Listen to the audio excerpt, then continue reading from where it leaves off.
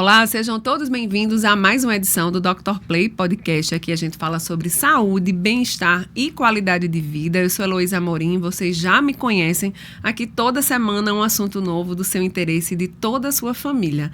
E na última segunda-feira foi comemorado o Dia do Fonoaudiólogo. E para falar sobre essa data, eu convidei aqui pela primeira vez nessa bancada a fono, renomadíssima. Eu até estava brincando aqui nos bastidores, mas que é super verdade. Ela que é a fono das estrelas. Celiane Ugolino, bem-vinda aqui pela primeira vez nesse espaço. Muito obrigada, Heloísa. Obrigada, Dr. Play, pelo espaço. É uma alegria estar aqui com vocês, sim, pela primeira vez, mas eu espero que seja a primeira de muitas. É uma alegria celebrar essa data, uma profissão tão linda que eu sou suspeita, tá, Heloísa, para falar. A gente vai falar muito aqui. Eu, inclusive, vou tirar minhas dúvidas como um paciente, como um profissional também. Vou me colocar aqui na condição de que muita gente gostaria de estar fazendo perguntas a uma fono competente para isso, né? Mas antes da gente começar, eu queria convidar todos vocês a se inscreverem nos nossos canais, nas nossas plataformas digitais. No YouTube, a gente está como Dr. Play Saúde.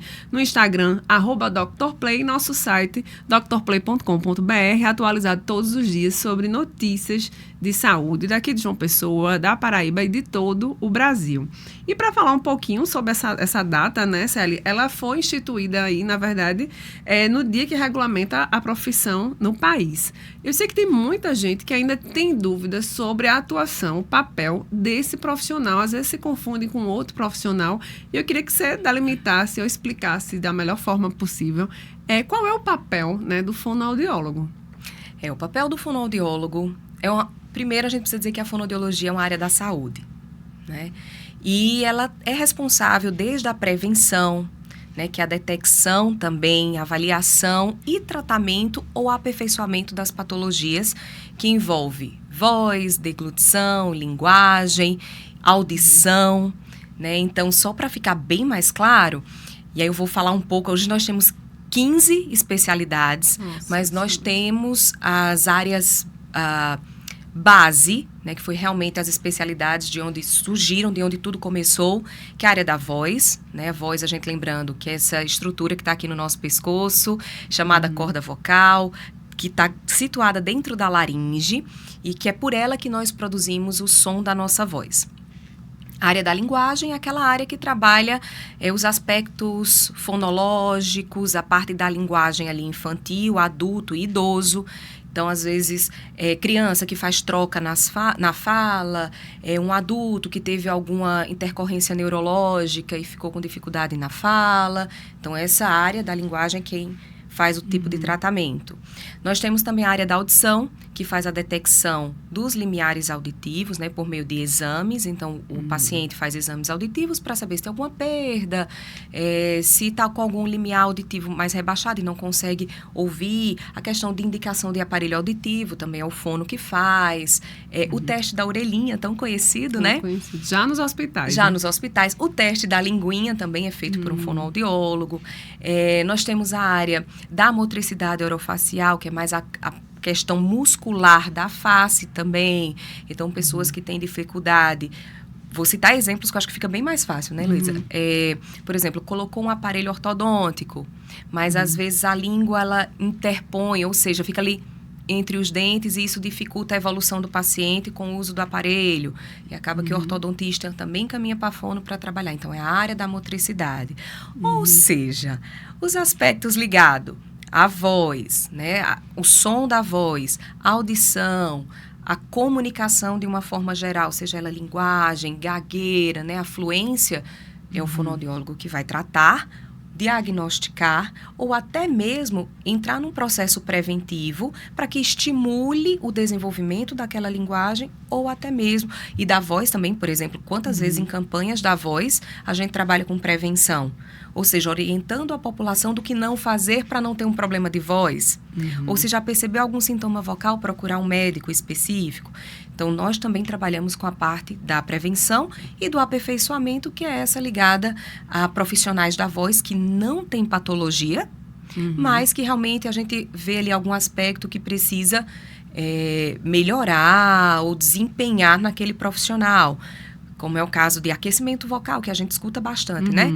Profissionais da voz falada ou voz cantada que tem ali um pacote de exercícios que faz antes de executar sua atividade profissional, como promover uma saúde de bem-estar vocal. Olha, gente, tem muito o que falar aqui hoje. Ela vai falando e já vai surgindo assim, várias outras dúvidas aqui na minha mente que nem tá no meu roteiro, mas eu vou seguindo. Mas antes da gente, de fato, começar, a Celi, ela é bem novinha, minha gente, mas já está há muito tempo na profissão, trabalhando bastante. Eu queria até conhecer um pouco, né, desse outro lado que a gente, na mídia, né, nas redes sociais, a gente não conhece. Como é que começou a sua história com a fono, né? Você é daqui de João Pessoa? Como é que foi essa relação? Então, eu amo contar essa história, porque quando a gente conta história, a gente resgata também, e eu acho que é uma forma da gente valorizar ainda mais aquilo que a gente construiu, né, Lu? Eu sou do interior da Paraíba, sou do sertão, de Pombal. Olha. E vim para João Pessoa para cursar fonoaudiologia. Na época, fono realmente não era o que é hoje, isso foi em 2003 para 2004. Não tinha essa visibilidade, a gente brincava na faculdade que quando a gente ia para campanhas, né, fazer algum tipo de campanha, a gente chegava para as pessoas e falava assim, olha, a gente é fonoaudiólogo, fono o quê? Fono o quê? Então a gente acabava brincando com isso. E porque realmente era uma ciência, naquela época, ainda mais nova e menos divulgada do que é hoje. Fono hoje ocupa muitos espaços. E então, quando eu vim para João Pessoa para cursar fonoaudiologia, foi realmente a minha primeira escolha, porque na época eu cantava na igreja. Olha, não sabia isso, que você era cantora. Não, cantora não sou. Mas eu cantava. E eu sabia que queria alguma coisa na área da saúde e sempre gostei muito da área terapêutica. Então, quando eu fui, naquela época de vestibular, né? A gente vai descobrindo algumas profissões, lendo sobre. Aí vi a fonoaudiologia. Eu falei, nossa, essa daqui que eu quero. E realmente só tinha em João Pessoa. Então, me mudo para João Pessoa, faço o curso de fonoaudiologia e me formo em 2007. Em início de 2008, passo para uma especialização em São Paulo, no Centro de Estudos da Voz.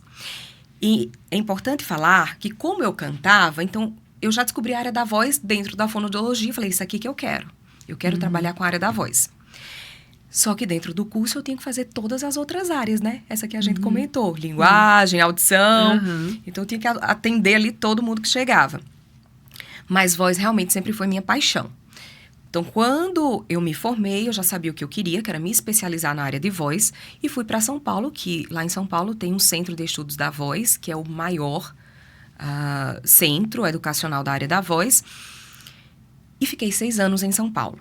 Então, eu fiz a especialização, fiz mestrado na Escola Paulista de Medicina, né, que é a Unifesp, fiz outros cursos, trabalhei também em São Paulo na área da voz. E aí, só comentando aqui, trabalhei até com call center do Banco Itaú. Então, assim, foram realmente vários... Porque eu dizia, gente, eu estou em São Paulo, então quero colher tudo que São Paulo puder me dar. Oferecer, porque eu queria um dia voltar para Paraíba. É um grande centro, né? Pois é, exatamente. E aí, nessa volta, eu falei, bom, não sei o que vai aparecer para mim em João Pessoa, então o que eu puder semear, né, e colher aqui em São Paulo, eu vou fazer. E volto para cá para ser professora no Unip e começar a área clínica. Isso em 2014. Então, em 2014, passo no concurso para a Unip, comecei a experiência docente que me apaixonei, fiquei 4 anos no Unip, fiz 2 concursos na UFPB para professora substituta, na área de voz também. Então, assim, toda a minha jornada foi dentro da área da voz e comunicação. Quando eu volto para Paraíba, então, tem a docência, que me pegou ali, tinha o consultório, e veio a oportunidade também de entrar para as filiais Globo aqui na Paraíba. E aí eu começo a fazer um trabalho com os profissionais da voz falada do jornalismo. E estou até então. Tanto na clínica como nas filiais Globo. E só não estou nas universidades mais. Mas tive a experiência da particular, né, dando aula no curso de fonoaudiologia, da Unip e da UFPB, por 4 anos cada uma. E no escritório da advocacia, que a gente tem aqui em João Pessoa, um dos maiores escritórios, também trabalhando essa questão da voz, da comunicação profissional.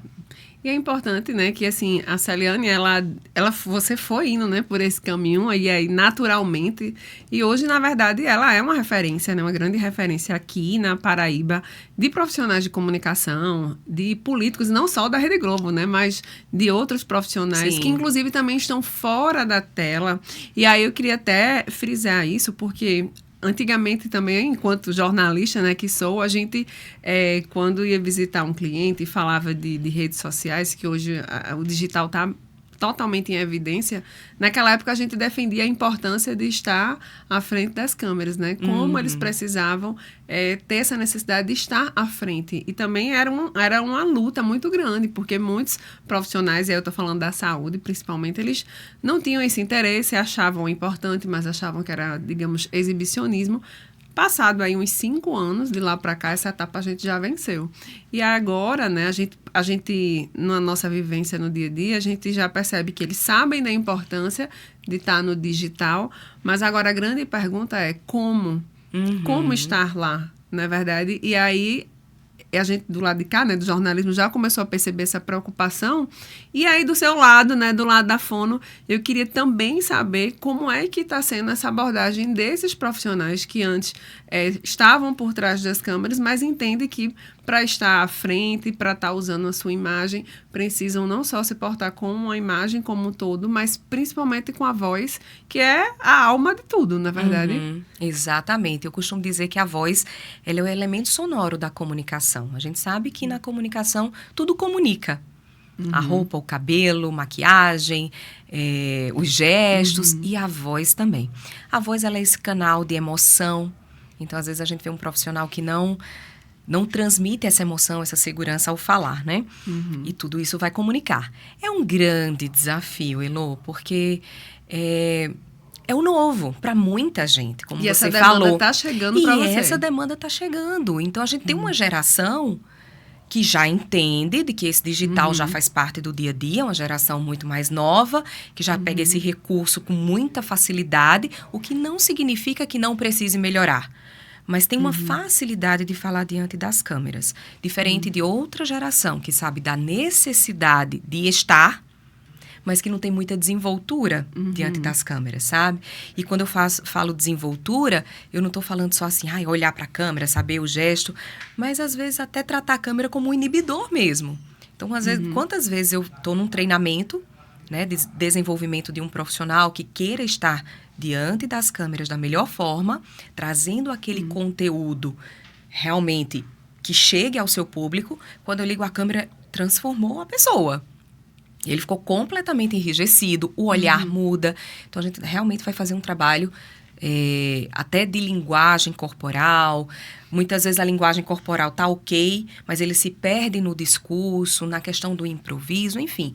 A voz fica mais para dentro, né? A dicção fica mais travada. E tudo isso também vai comunicar. Então, é desafiador, mas é possível. E é lindo quando a gente vê o profissional evoluindo nessa evolução. E recentemente você até fez um curso aqui em João Pessoa, né, bem focada nessa área. A gente até conversou aqui um pouquinho nos bastidores, porque às vezes a comunicação oratória, ela vai até um limite, né? E dali para frente, aí precisa de uma ajuda de um profissional mais especializado, mais qualificado como fono. Você também se deparou com esses perfis no seu curso agora, recente? Foi. O curso, ele teve esse objetivo, né? De trabalhar o desenvolvimento profissional de pessoas que queiram estar nas redes sociais. E o nosso foco não era trabalhar aquela oratória, e nem no consultório. Então, quando chega cliente, eu quero trabalhar a oratória. Nem é aquela oratória que a gente segue um script, sabe? As técnicas, sim, usamos as técnicas. Mas eu tento observar qual é o objetivo daquela pessoa. Porque, às vezes, o que eu uso com tem que ser completamente diferente do que eu uso com outro. As técnicas vocais, de dicção, porque cada um vai ser um. E no curso a gente pôde ver muito isso, né? Eram pessoas que diziam, Celiana, eu preciso que minha marca, eu preciso que o meu produto esteja lá, mas eu morro de vergonha de gravar, eu tenho uma timidez, como é que eu faço? Eu quero aprender alguma técnica para destravar e tal. E a gente foi trabalhando isso, tanto com orientações, como foi um curso muito prático para eles. Eles colocaram realmente a mão na massa. E é muito engraçado ver essa construção, porque, como eu comentei, né, ele não se limita a só um script. Mas eu quero que a pessoa realmente se desenvolva e se respeite nesse universo do digital. Porque a gente vê muito assim, tem que postar, tem que estar lá. Tudo bem, mas como é que essa pessoa quer estar lá? Eu preciso saber qual o perfil dela. Então, tem gente que realmente quer fazer até um teatrinho, tem gente que quer brincar com alguns memes, né? Criar um personagem. Outras pessoas, não, eu quero realmente só chegar nesse ponto, eu quero ir até aqui. Então, a gente precisa entender para que ele olhe para aquele portfólio que ele vai construir, na verdade, né? Aquele produto e se reconheça. Porque eu acho, e eu produzo conteúdo, que é muito ruim você fazer uma coisa que você não se vê, que você não é autêntico, que você não gere a credibilidade para aquelas pessoas que vão te ver. Então, eu sempre digo, quem for na minha rede social e chegar no meu consultório e me ver, até no pessoal, vai ver que é uma pessoa só. É a mesma, né? É a mesma, exatamente. Isso gera uma identidade e confiança no meu trabalho. Né? Fica muito estranho se de repente ver eu oferecendo a minha marca ou o meu produto de uma maneira e eu no bastidor sou outra. Então já fica muito fake. Eu acho que de fake a gente tem que ir limpando tudo, né?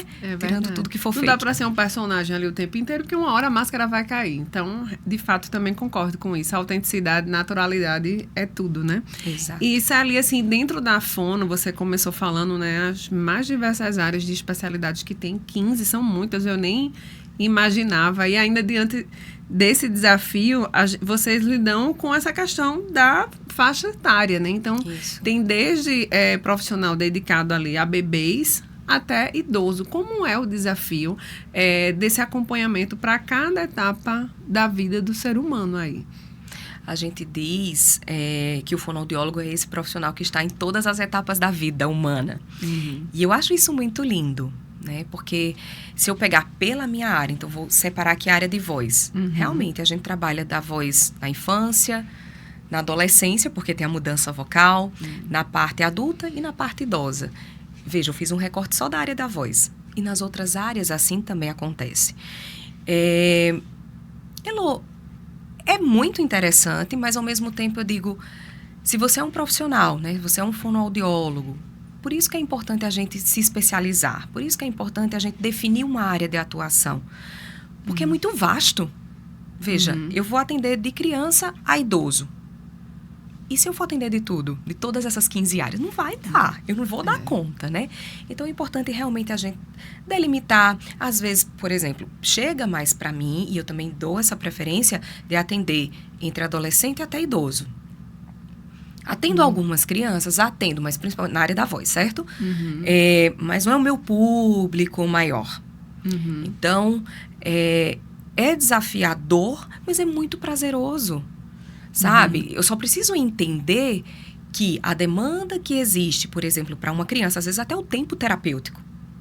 Eu fico 1 hora com o adulto na sala, mas será que toda semana aquela criança vai ficar comigo 1 hora? 1 hora. Então, é uma coisa que eu explico para a família, que vai depender do desenvolvimento dela durante a terapia, que vão ter sessões que o tempo vai ser reduzido ou pode até se expandir. Depende também da área de atuação. Então, tenho certeza que tem colegas que realmente precisam ficar 1 hora com aquela criança, porque o trabalho naquele dia envolve vários objetivos terapêuticos, né? Então, depende muito do tipo do trabalho. Mas, sim, nós somos os profissionais que estamos em várias etapas da vida. E dependendo do problema identificado, vocês precisam também desse apoio multidisciplinar, a ajuda de outros profissionais agregados também, como a gente também vê com outras profissões. Sim. O fono também. Sim. E eu sempre digo, esse é um lema meu. Eu não trabalho sozinha. Eu trabalho com parcerias. Então, na área da voz, é claro que um otorrino vai estar sempre por perto, né? Eu preciso receber um exame de laringe, porque eu vou trabalhar com os sintomas vocais. Ou seja, um paciente que traz para mim uma rouquidão, como queixa, um cansaço ao falar, a voz está trêmula, falhando. Eu preciso saber como é que está o funcionamento dessa estrutura. E não sou eu que vou fazer esse exame, é o otorrinolaringologista. Então, eu encaminho os meus pacientes, quando eles não vêm com encaminhamento, eu encaminho para o otorrino. Mas já fiz encaminhamento para pneumologista, quando eu observo que a respiração está mais curta ou tem ruído. Então, sim, a gente trabalha com a equipe multiprofissional, outros colegas das outras áreas trabalham com médico, com cirurgião de cabeça e pescoço, com neurologistas, com psicopedagogos, psicólogos. Então, é super comum na nossa prática clínica, diária, a gente está com outros profissionais, porque a gente não vai a lugar nenhum sozinho, né? É verdade. E em relação a crianças e adolescentes, o que é mais comum de patologias ou de doenças que chegam no consultório, né, para poder fazer esse acompanhamento e iniciar um tratamento específico? Elô, na parte infantil é muito comum os nódulos vocais, que são aqueles calos nas cordas vocais, né, mais conhecidos assim. Principalmente em meninos, porque aquela fase escolar, as brincadeiras dos meninos são mais intensas, então eles acabam gritando mais, fazendo mais abuso de voz e acaba disparando um nódulo. Então, o nódulo, ele é uma lesão diagnosticada pelo otorrinolaringologista e com um tratamento fonoterápico de eleição. Então, não é uma alteração maligna, é benigna, que surge pelo comportamento inadequado. E a primeira opção de tratamento é reabilitação vocal.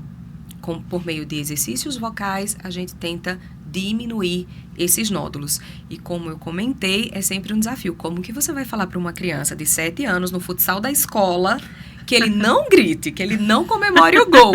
Então, é desafiador esse tratamento de mudança de comportamento com faixa etária, sabe?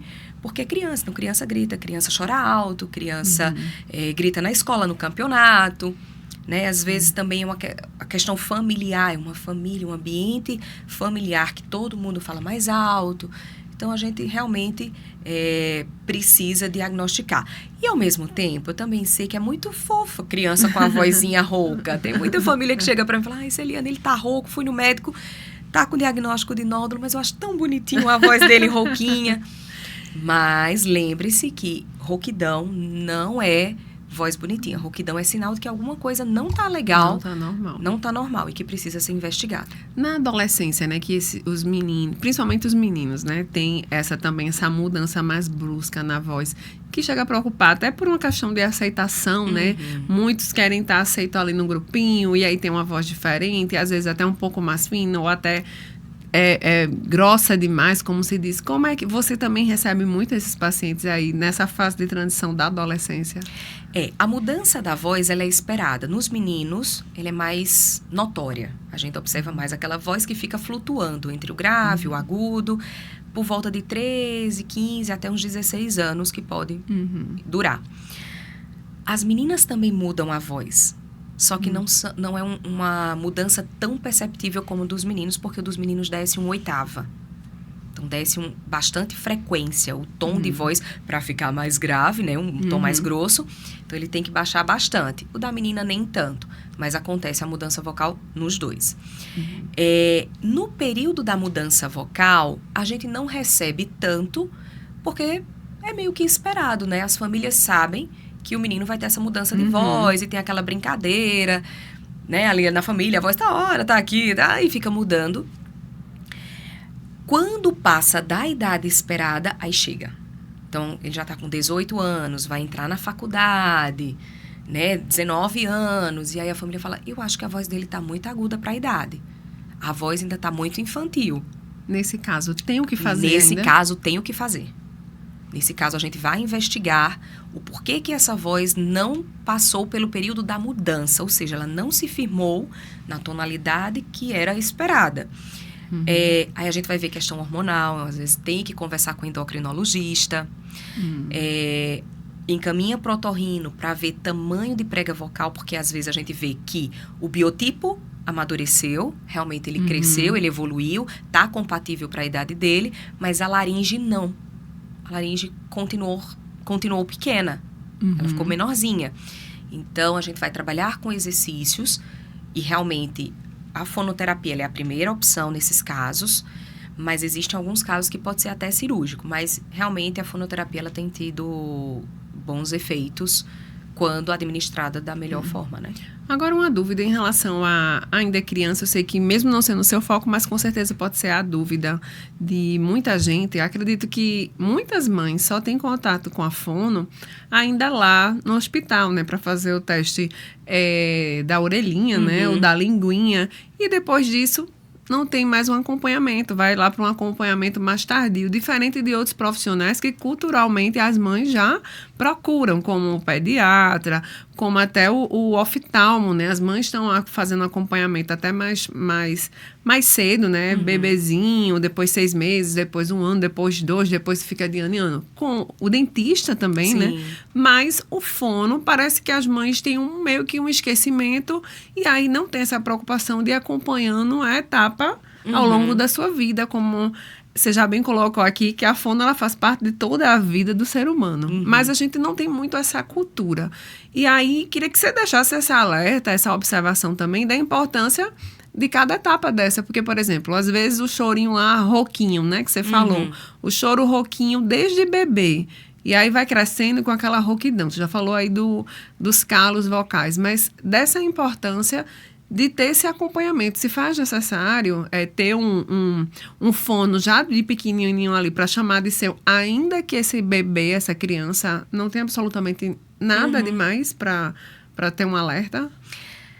Não é uma prática diária nossa, certo? Realmente ter o fono presente ali acompanhando essa criança, como você comentou no caso do pediatra. O que é interessante, ter um pediatra que seja consciente desse processo, principalmente ali, se o pediatra observou. Então, a mãe realmente vai precisar levar no pediatra, mês a mês, ali até o 1º ano. Se o pediatra observa que o choro do bebê está rouco, muito provavelmente ele vai indicar para os profissionais que precisam fazer essa avaliação e o diagnóstico do porquê que esse choro está rouco.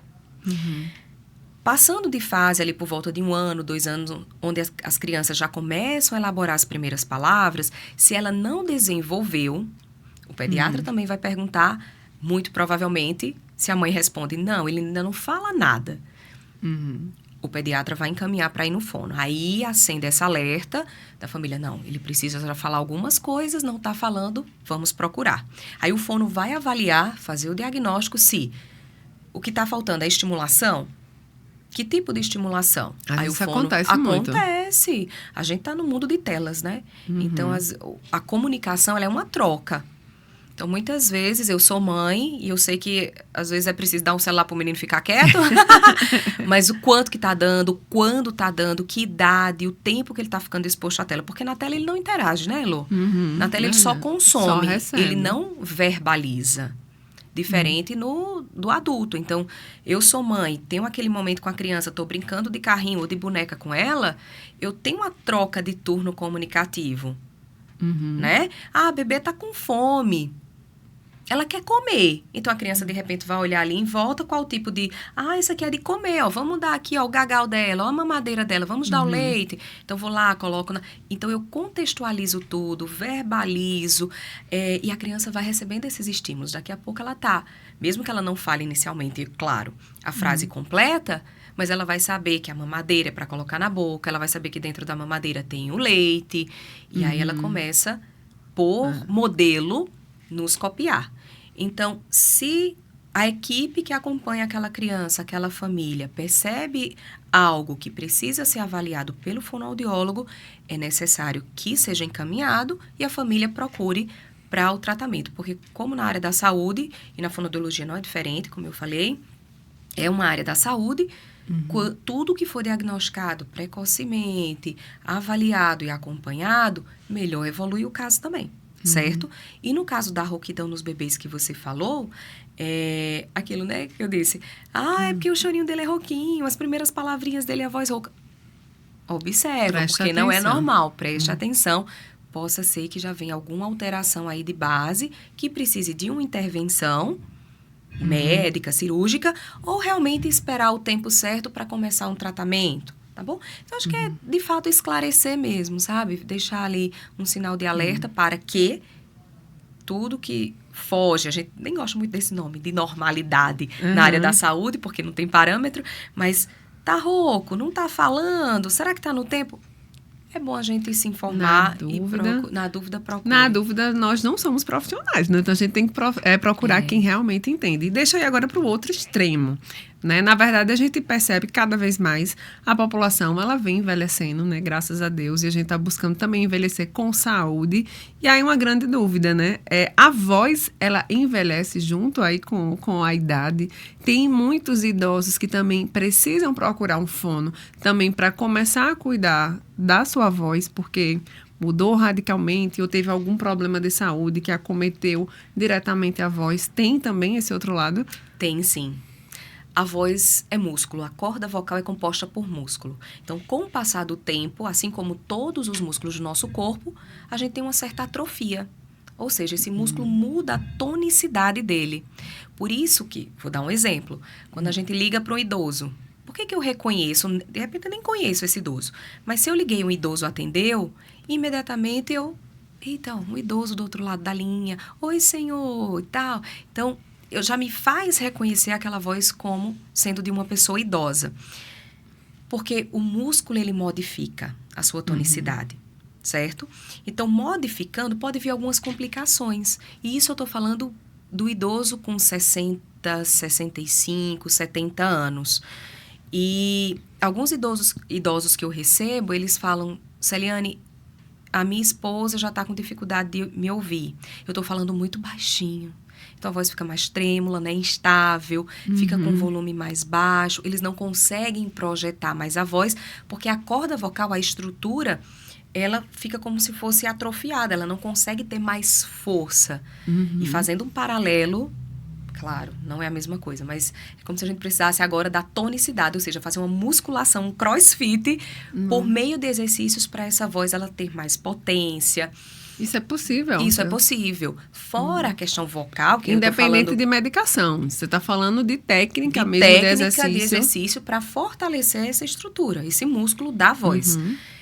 E fora a questão muscular, Elô, ainda tem a questão da dicção, que o idoso ele perde a precisão articulatória. Então, fica aquela língua que é mais difícil de executar o movimento, um lábio que já não executa mais da mesma forma. E tudo isso é músculo.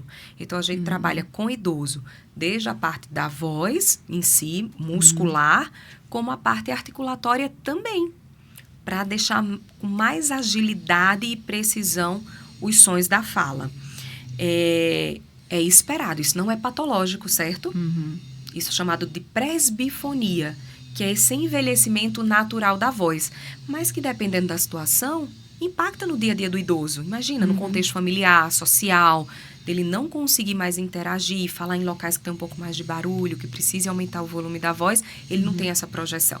Então, a gente trabalha com exercícios que promovam esse objetivo, né? Deixar a voz mais clara. E tem alguma doença também que você consegue, né, tratar dentro do consultório? Diga assim, resquícios dessa doença que acabou afetando a voz? Algo mais grave, por exemplo, um AVC, esse tipo de reabilitação é possível com a fono? Não sei se você faz diretamente no seu consultório, mas com a fono, essa pessoa ela pode conseguir também reabilitar a sua voz para ter o mínimo de convívio. Eu já não estou falando da voz ideal, da voz perfeita, mas da voz para ele viver bem em sociedade, né?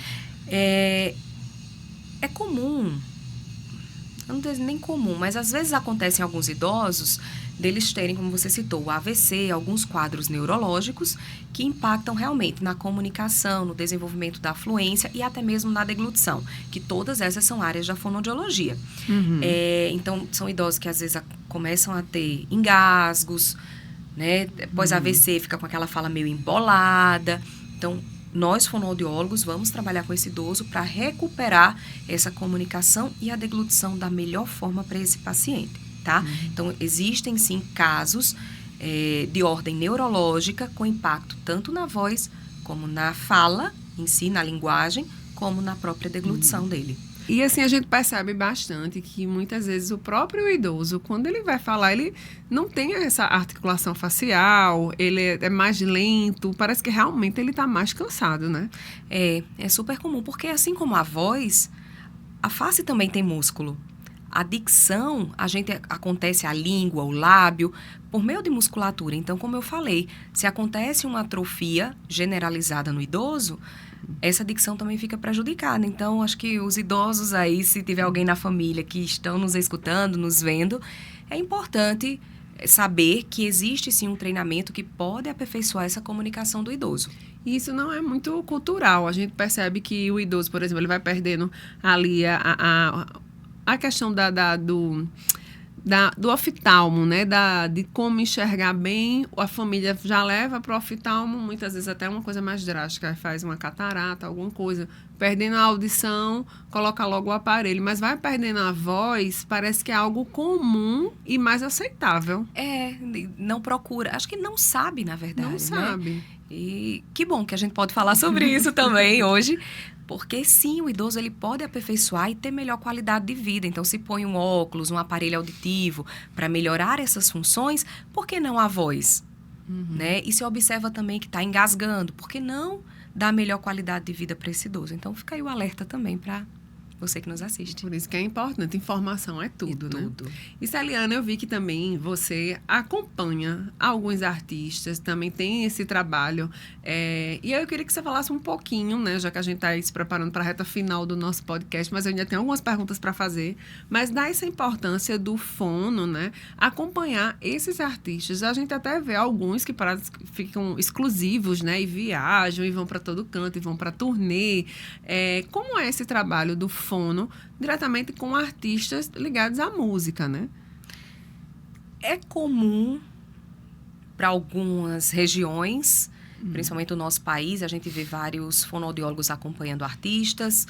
Aqui na Paraíba, eu atendo alguns cantores, mas não é comum, não é cultural ter o fono acompanhando todos os shows, todas as turnês. Não sei qual motivo, né? Mas já vou deixar aí para quem quiser. A principal ferramenta deles é a voz, né? Pois é. Mas o que é mais importante, também não adianta ter um fono acompanhando esse artista se o trabalho, Elô, de condicionamento vocal, ele não é bem instituído, ele não é esclarecido para esse artista. Nós estávamos até conversando um pouco sobre isso, né, antes de começar as gravações aqui no bastidor. É músculo. Então, vou fazer uma analogia com o atletismo. Se eu quero correr uma maratona, eu não vou acordar e...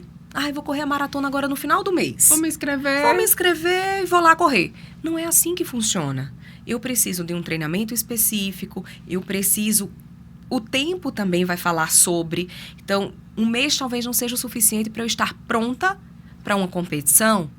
Eu preciso me preparar tempo antes.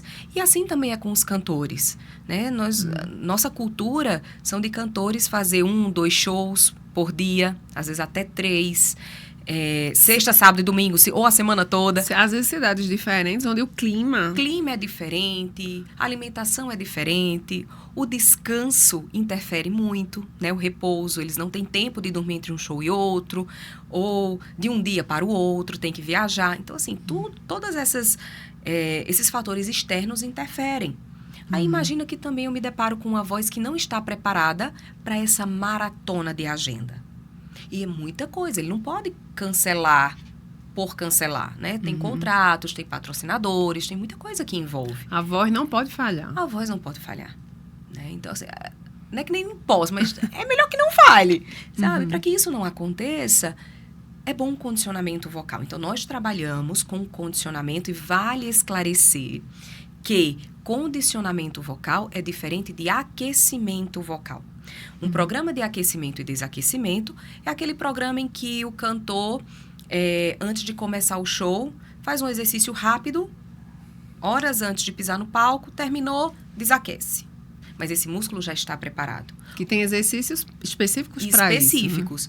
E o condicionamento é aquele trabalho diário. Todos os dias ele vai fazer exercício. Uma observação aqui. Você falou do aquecimento, mas ao final do show ele tem que fazer o processo reverso? De desaquecer. Nunca ouvi falar nesse termo. Por quê? Quando a gente aquece, eu quero colocar a voz dele lá em cima, então são tons muito altos, um volume às vezes muito alto, vai depender mesmo do estilo de cada cantor, do programa de aquecimento, por isso que é individual. Da quantidade de horas também do show. Da quantidade de horas, né, de tudo, mas geralmente na voz cantada, quando ele termina o show, a voz está lá em cima, que a gente chama, né, com os tons muito agudos, que é diferente do tom da fala. No tom da fala, ele usa um tom mais grave, num volume mais reduzido. Então, tem que desaquecer. Tem que desaquecer. E o músculo em si também realmente está em alta temperatura. Lembra de atleta, quando ele... atletas de alta performance. quando eles terminam o treino, eles entram, por exemplo, numa banheira gelada. Sim. Ou eles fazem um alongamento. É para voltar o músculo à temperatura habitual, que a gente chama. Uhum. Então, a gente traz muita coisa hoje para a voz cantada, condicionamento de alta performance, reduzir fadiga, aumentar a resistência. A gente puxa muita coisa do esporte. Por quê? Porque o esporte estuda muito a fisiologia do exercício, desempenho muscular. E nós trazemos isso para a voz. Porque, veja, um cantor que usa o aparelho vocal, que é composto por musculatura, 2 horas, 3 horas de show, essa voz precisa estar bem condicionada, com uma boa resistência. Porque imagina fazer isso. Então, a grande questão vezes. aí não é só aquecer e desaquecer, mas preparar ele para aqueles momentos. E, de repente, a fono ela não vai estar ali acompanhando. Então, é o dever de casa, na verdade. Exato. Porque aí, tirando desse universo de artista, né, e trazendo para a pessoa física normal, esse acompanhamento, dependendo, acredito, do que seja ali a gravidade do problema, pode ter 1 ou 2 encontros semanais, mas esse trabalho do dever de casa daquele paciente, daquele treinamento fora do consultório é muito importante também, né? É muito importante. Graças a Deus, a gente também tem a oportunidade hoje de fazer teleconsulta, né, que é uma facilidade. Às vezes o artista está lá no outro lugar ou está já no local do show, percebe que precisa de algo, precisa falar com a fono não está junto. Faz uma videochamada, né? Então, isso tem ajudado bastante. Mas eu esclareço para todos os meus cantores, mesmo que eu não esteja ao lado deles no momento ali do show, eles precisam, no dia a dia, adotar novas rotinas. Eles precisam entendê-lo, que é um instrumento de trabalho deles. É a voz. Eu brinco com eles assim, seu guitarrista vai tocar com você sem a corda da guitarra. Quando ele chega, ele joga a guitarra assim, ó, de qualquer jeito, ou ele cuida do instrumento dele. Ele afina, ele troca a corda, ele limpa. Aí, não, ele cuida do instrumento. Eu falei, então, o seu instrumento é a voz. Exatamente. Então, essa voz precisa ser cuidada com exercícios, com programas de bem-estar vocal, o que eu faço, o que eu não faço, o que eu como, o que eu não como, né? Por isso a equipe multi é super importante, ter um nutricionista junto. A questão do sono, então, durma quando der.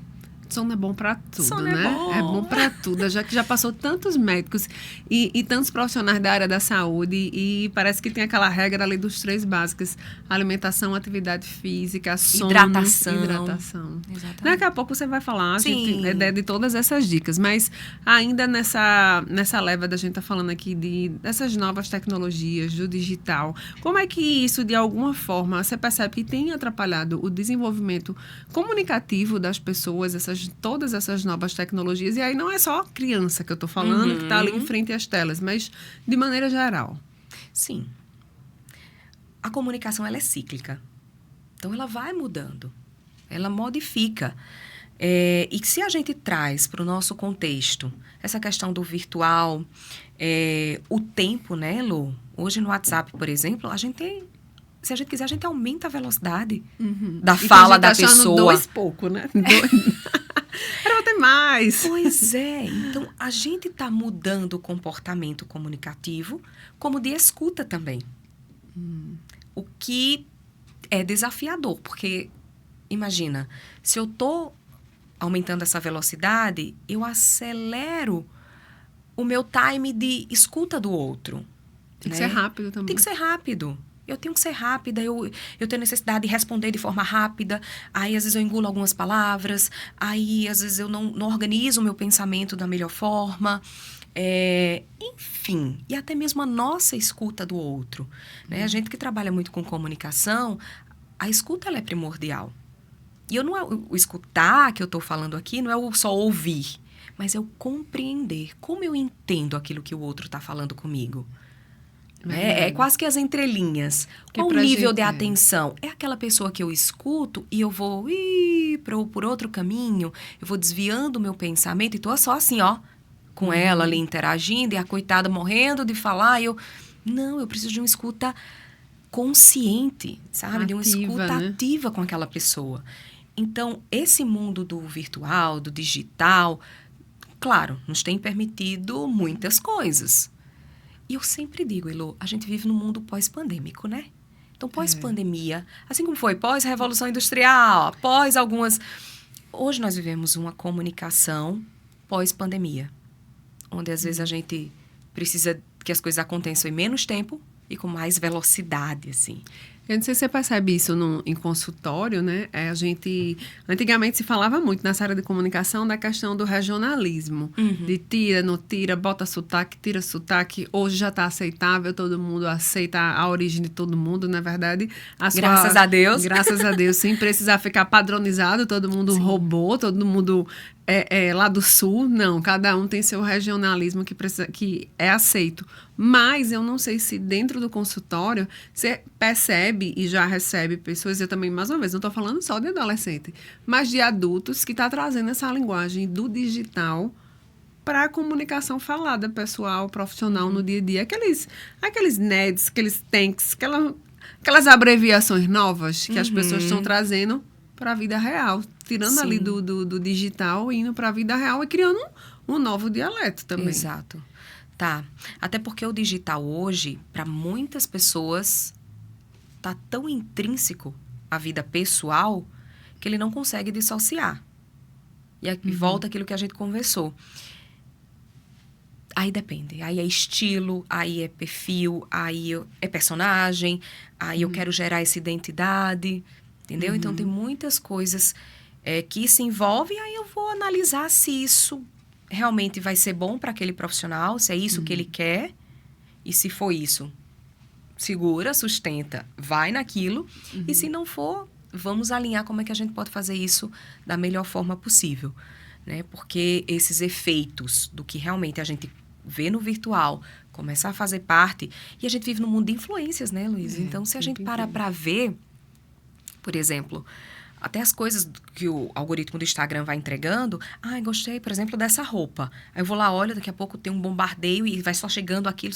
Quando eu olho, eu falo, nossa, aquela roupa, não é que eu gostei mesmo? Eu queria uma.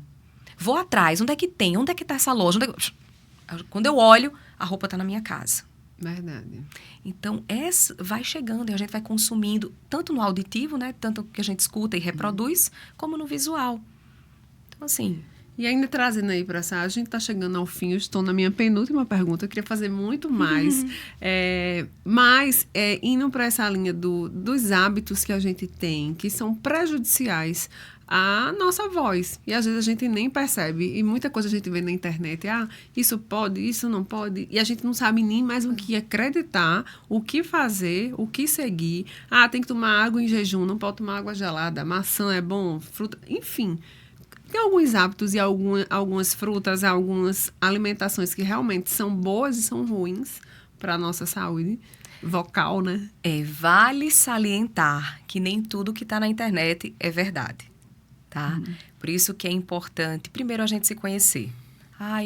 Comi isso não me fez bem. Isso é importante, tá? Por quê? Vou puxar o primeiro elemento, o refluxo. O refluxo gastroesofágico, ele tem relação direta na voz, ou seja, se você sente azia, queimação, aquela sensação de que algo está voltando, pode ter interferência para a sua voz, pode prejudicar. E começar a ter uma rouquidão ali que foi proveniente de um refluxo. Então, a gente sabe que a alimentação, sim, ela pode determinar o surgimento ou não desse refluxo. O falar alto. Então, pessoas que falam muito alto o tempo todo, falam bastante...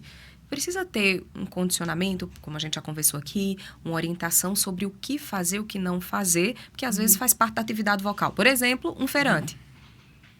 Então, é na nossa cultura também. Chegar numa feira livre, o cara tá banana, maçã, gritando, né? Você vai dizer pro feirante não gritar? Então, como é que eu posso orientar essa pessoa? Água. Beber bastante água. A corda vocal, tem músculo, mas ela é coberta por mucosa.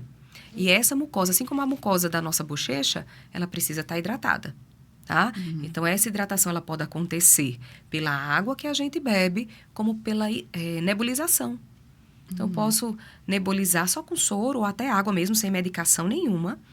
E aí, eu vou e fico inspirando aquele ar e vai hidratando também minha corda vocal. A gente chama de hidratação direta, porque aquele vapor...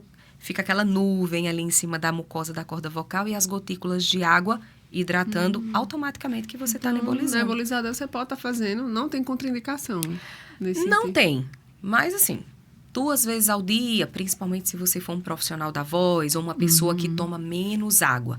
Lembrando que nebulização não exclui a hidratação que a gente precisa da água, certo? É um reforço, né? É um reforço, exatamente. Porque a água que a gente bebe precisa para o organismo inteiro. A maçã, que as pessoas falam tanto, realmente ela é boa para as cordas vocais ou nem tanto? Nem tanto. A maçã, ela só tem um efeito adstringente, que é da limpeza da boca, certo?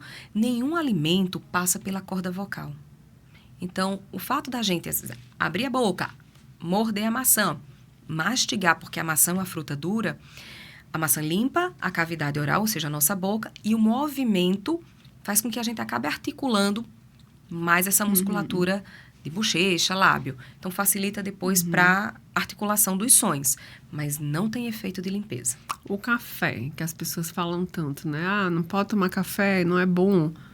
Tem algum... O café é a questão do refluxo, porque a gente sabe que a cafeína pode aumentar o refluxo. É tanto que vários gastros dizem, evita o café, não toma o café, porque ele potencializa o surgimento do refluxo. Mas é tudo uma questão de autocontrole e autoconhecimento. Mas que como bebida alcoólica também. A bebida alcoólica não pode, o fumar também não pode, que a gente sabe do alto índice de doenças cancerígenas de pulmão e de laringe por conta do álcool e do tabagismo. Evitar essas comidas gordurosas, pesadas demais pela indigestão. Então, o sono, como a gente comentou aqui, ter um sono regulado, né, tranquilo, é super importante. E se você, por exemplo, faz uso de alguma medicação que sente que seu corpo resseca, por exemplo, medicamentos para pressão. Às vezes eles têm mais ressecamento de mucosa, aí eu sei que eu vou ter que tomar mais água para poder hidratar mais rapidamente minha laringe. Celiane Ogulino, a gente conversou muito aqui hoje, e você representando todos os fonoaudiólogos, e parabenizo mais uma vez, parabéns pela profissão, pela sua dedicação, por você ter escolhido, a profissão também ter escolhido você, que foi um casamento perfeito, e que você venha aqui mais vezes para estar falando sobre outros assuntos, porque voz é a alma, é a nossa alma falando, é o tempero do que a gente quer fazer. Então, a gente realmente precisa muito cuidar da nossa alma, que é a nossa voz aqui, né? Ai, obrigada, Elo. Eu que agradeço o convite. Para mim, eu estava dizendo aqui nos bastidores, Heloísa, eu falei, você me controle, porque eu falo bastante.